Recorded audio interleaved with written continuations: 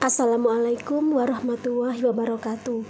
Kali ini aku akan bercerita tentang wanita tua yang tidak ditanya malaikat mungkar dan nakir di kuburnya. Mengapa? Ini kisahnya. Suatu kisah yang menceritakan tentang seorang wanita yang tidak ditanya oleh malaikat mungkar nakir saat di dalam kubur, selayaknya manusia mati lainnya.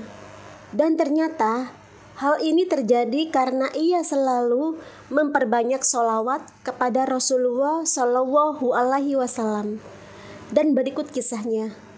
Ada seorang wanita di Tarim yang selalu bersolawat selama hidupnya sepanjang hari. Suatu hari, wanita tersebut meninggal dunia dan kemudian dikuburkan. Anak dari wanita itu kemudian bermimpi tentang ibunya.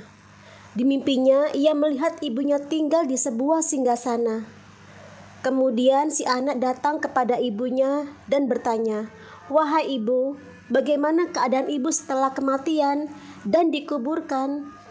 Ibunya menjawab, "Aku dikuburkan. Aku menunggu malaikat mungkar dan nakir yang sepatutnya datang. Aku menunggu 1 jam, 2 jam, hingga 5 jam. Mereka tidak datang juga. Setelah 5 jam, aku merasa kakiku bergerak. Tiba-tiba aku bisa berdiri. Dan saat berdiri, runtuhlah dinding-dinding di kuburku. Kemudian aku melihat cahaya. Aku melihat bidadari.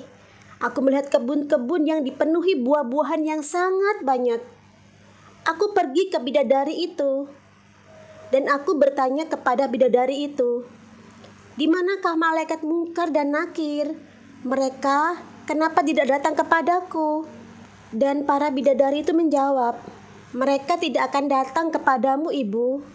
Aku bertanya lagi, "Mengapa?" Dan bidadari itu menjawab, "Karena engkau sudah di surga. Ini adalah surga.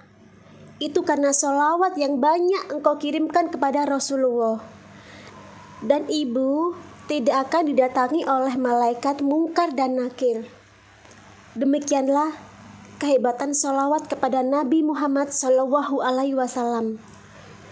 Mudah-mudahan setelah mendengar kisah ini, Allah Ta'ala mencurahkan taufiknya kepada kita semua, sehingga kita bisa istiqomah mengamalkan, memperbanyak membaca sholawat. Karena sewaktu kita membaca sholawat itu, langsung didengar oleh baginda Nabi Muhammad Shallallahu Alaihi Wasallam. Mudah-mudahan berkah membaca kisah ini, Allah Ta'ala mencurahkan taufiknya kepada kita semua, sehingga kita bisa istiqomah mengamalkan dan memperbanyak membaca sholawat, sehingga kelak kita dikumpulkan bersama Rasulullah Shallallahu Alaihi Wasallam dan mendapatkan ridho dari Allah Subhanahu wa Ta'ala. Amin, amin, ya Rabbal Alamin. Demikianlah kisah seorang ibu yang bebas dari pertanyaan kubur berkah amalan sholawat. Semoga bermanfaat untuk kita semua.